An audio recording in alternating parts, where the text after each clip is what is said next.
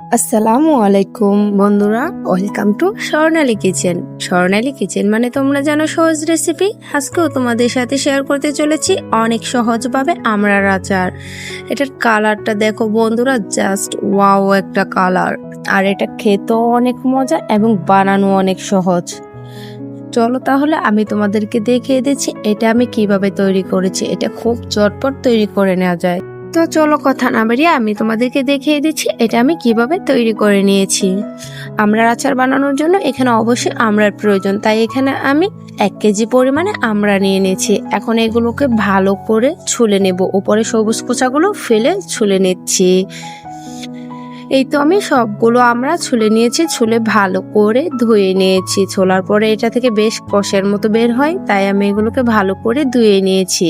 এখন একটা ছুরির সাহায্যে আমি মাঝখান থেকে একটু করে এভাবে কেটে নেব। এর ফলে ভিতরে শিরাগুলো ভালো করে ঢুকতে পারবে। তোমরা দেখতে পাচ্ছ আমি কিভাবে এটা কাটছি। একবার যখন আমি ছুরি দিয়ে এভাবে দাগ কেটে নিয়েছি, তার পাশে সেম আবার সামান্য একটু ছুরি দিয়ে দাগ কেটে অল্প একটু আমরা এভাবে ফেলে দিচ্ছি। এর ফলে শিরাটা ভালো করে ঢুকতে পারবে। এই তো কাছ থেকে আমি তোমাদেরকে দেখিয়ে দিচ্ছি এটা আমি কিভাবে কেটে নিয়েছি। তোমরা দেখে নিশ্চয়ই বুঝতে পারছো আমি কিভাবে কেটেছি। এরকম করে আমি সবগুলো আমরা কেটে নিচ্ছি। এই তো আমি সবগুলো কেটে নিয়েছি। এখন চুলায় একটা প্যান বসিয়ে এর মধ্যে দিয়ে দিচ্ছি সবগুলো আমরা। তারপর দিয়ে দেবো এখানে হলুদ 1/2 চামচ, আর দিয়ে দিচ্ছি এখানে মরিচের গুঁড়া 1 টেবিল চামচ, আর দিয়ে দিব লবণ দিচ্ছি স্বাদ মতো। তারপর এগুলোকে একসাথে মিশিয়ে নিচ্ছি। আমি চুলাটা কিন্তু এখনো অন করিনি, আমি সবকিছু একসাথে মিশিয়ে তারপর চুলাটা অন করে দিব। তারপর দিয়ে দিচ্ছি এখানে চিনি দিয়ে দিচ্ছি এখানে আমি মেজারমেন্ট কাপের 1 কাপ। 1 কেজির জন্য 1 কাপই যথেষ্ট। এই পর্যায়ে দিয়ে দিচ্ছি পানি দিয়ে দিচ্ছি আমি এখানে 1.5 কাপ পরিমাণ। আমি কিন্তু চুলাটা এখন অন করে দিয়েছি। এই তো বলক চলে আসছে। এখন আমি এখানে ঢাকনা দিয়ে ঢেকেটাকে ভালো করে সিদ্ধ করে নেব। এটা সিদ্ধ হতে থাক, অন্য পাশে আমি মশলাটা রেডি করে নিচ্ছি। এর জন্য চুলে একটা প্যান বসে এখানে দিয়ে দিচ্ছি 8 থেকে 9টা শুকনো মরিচ, আর দিয়ে দিচ্ছি 1 টেবিল চামচ গরম মশলা। এখানে ঝালটা তোমরা তোমাদের পছন্দ মতো অ্যাড করতে পারো। আমি একটু ঝাল করতে চাচ্ছি, তাই এখানে বেশ কিছু মরিচ দিয়েছি। এখন এটাকে ভালো করে টেলে গুঁড়ো করে নিচ্ছি। এই তো আমি টেলে এটাকে ভালো করে গুঁড়ো করে নিয়েছি, একদম মিহি করে নিয়ে সামান্য একটু কিন্তু দানা দানা রেখেছি। এটাকে এখন এক সাইডে রেখে দিচ্ছি। অন্য পাশে এখন আমি আমড়াগুলো দেখে নিচ্ছি আমার আমড়াগুলো সিদ্ধ হয়েছে কিনা।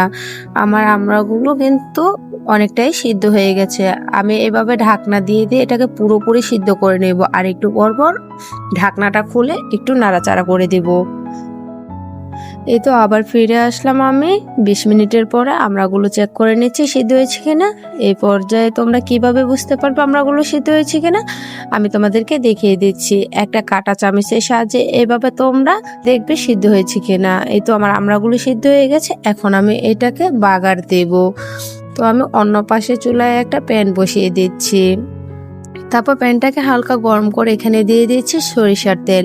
আমি এখানে 4 টেবিল চামচ সরিষার তেল দিয়েছি, আর দিয়ে দেবো এখানে শুকনো মরিচ এভাবে কেটে। এখানে তেলের পরিমাণ কম দিলেও হবে, কোনো সমস্যা নেই। তারপর তেলের মধ্যে হালকা একটু মরিচটাকে ভেজে নিচ্ছি। এখানে যখন মরিচটা হালকা ভাজা হয়ে যাবে তখন দিয়ে দেব আমড়াগুলো। আমি যে আমড়াগুলো সিদ্ধ করে রেখেছিলাম সবগুলো আমরা এখানে দিয়ে দিচ্ছি। তারপর দিয়ে দেবো এখানে যে আমি মশলাটা রেডি করে রেখেছিলাম সম্পূর্ণ মশলা দিয়ে দিচ্ছি। তারপর এগুলোকে ভালো করে মিশিয়ে নিচ্ছি মশলার সাথে। এখন এটাকে ভালো করে পানিটা একদম টানিয়ে নিতে হবে। পানিটা কিন্তু থাকা যাবে না, তাহলে আচারটা খেতে ভালো লাগবে না। আমি এখানে জাল করে পানিটা পুরোপুরি শুকিয়ে নেব। আমি এখানে দিয়ে দিচ্ছি সামান্য জর্দার রং।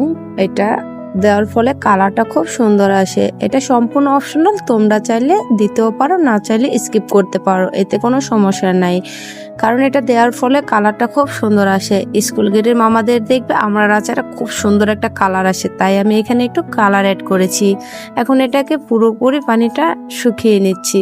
এটা জাল করতে করতে কালারটা অনেক সুন্দর হয়ে যাবে। আমরা যখন পুরোপুরি পানিটা টেনে যাবে তখন আমড়ার কালারটা খুবই সুন্দর হবে।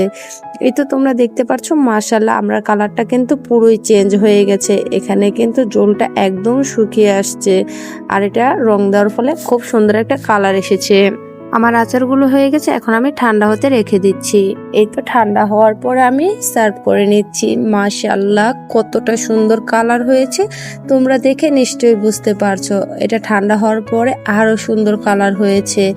এটা বানানোর সাথে সাথেই দেখবে তোমাদের আচারগুলো শেষ হয়ে যাবে। এটা খেতে এত মজার হয়ে থাকে, আর এটা খেতে এত মজার হয়েছিল আমি তোমাদেরকে বলে বোঝাতে পারছি না। তোমরা অবশ্যই বাসায় ট্রাই করে দেখবে, তোমাদেরও অনেক মজার হবে তোমরা যদি আমার মতো সেম রান্না করে নাও এই আচারটা। তো আমার রান্নাগুলো যদি তোমাদের ভালো লেগে থাকে অবশ্যই আমার চ্যানেলকে সাবস্ক্রাইব করে আমার পাশেই থাকবেন। আল্লাহ হাফেজ।